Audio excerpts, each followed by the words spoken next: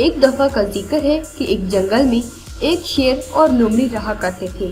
जंगल के तमाम जानवर इन दोनों से बेहद परेशान थे, क्योंकि वो दोनों चोरियां किया करते थे। एक दिन दोनों ने बंदर के घर में चोरी करने का फैसला किया। बंदर जंगल में बावर्ची खाने का काम किया करता था। वो दोनों सीधे बावर्ची खाने में पहुंचे। उन्होंने देखा कि वहाँ एक पतीला रखा हुआ है जिसमें सूप पका हुआ पड़ा था। दोनों ने सोचा,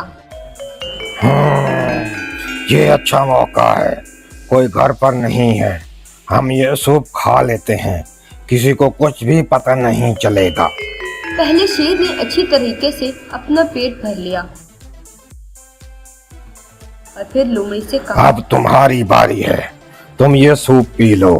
ठीक है, मैं इसे सारा खत्म कर लूंगी।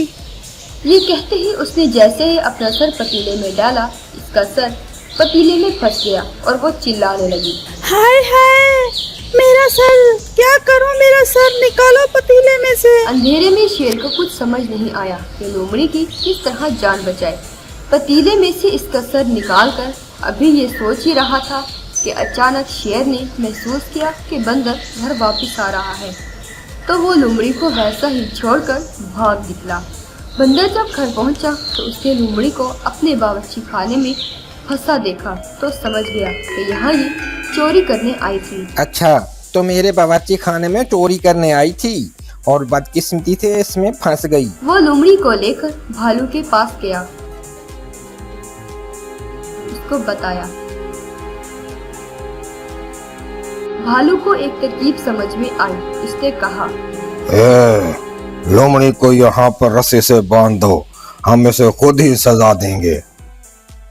दोनों लोमड़ी को बांधकर वहाँ से चले गए।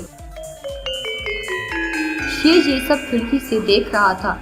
उनके जाते ही शेर ने लोमड़ी को आवाज लगाई, अरे लोमड़ी बहना, कहाँ हो? उसने सोचा ये मौका अच्छा है शेर को फंसाने का। उसने शेर से कहा, ये भालू अपने बच्चे की शादी मुझसे करने वाला है, मुझे यहाँ से निकालो, जल्दी करो। शेर ये सुनकर हैरान होकर बोला, ये चोरी करने की ये कैसी सजा है? अरे भाई शेर, मैंने तो शादी करने से इनकार कर दिया। बेचारा शेर लोमड़ी की बातों में आ गया और बोला,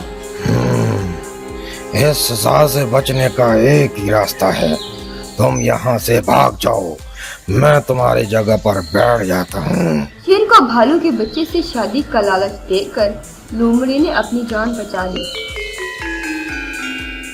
जब बंदर और भालू वापस आए तो उन्होंने शेर को लोमड़ी समझकर उस पर खूब पिटाई की। शेर बुरी तरह चिल्लाने लगा। लोमड़ी जो दूर से खड़ी ये तमाशा देख रही थी, खुशी खुशी वहाँ से भाग गई और बेचारे शेर को लोमड़ी की बातों में आकर सजा भुगतनी पड़ी।